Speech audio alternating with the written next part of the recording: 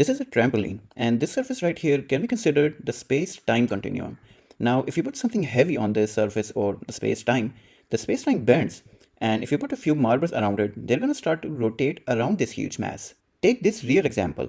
The Earth's gravity causes the time to tick slower compared to the satellite on the space-time, and this process is called gravitational time dilation. But why? Why is it that time ticks slower or faster because of gravity? Simple, light.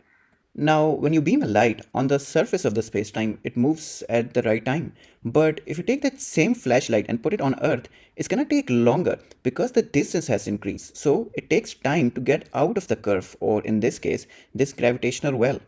Now, when we turn both of these flashlights on and we want them to reach this green point, we both know that this one might reach faster. But as we know, light is constant. So, how do we deal with this? Well, we slow down time in this area. We can explain this with a formula. Now, we know speed is constant, right? 300,000 km per second. So, if we increase the distance, unfortunately, we're gonna have to increase time as well. Hope you guys understood that. Now, in the next video, we might talk about special relativity that's not related with gravity, but more with speed. Don't forget to subscribe. Okay, bye.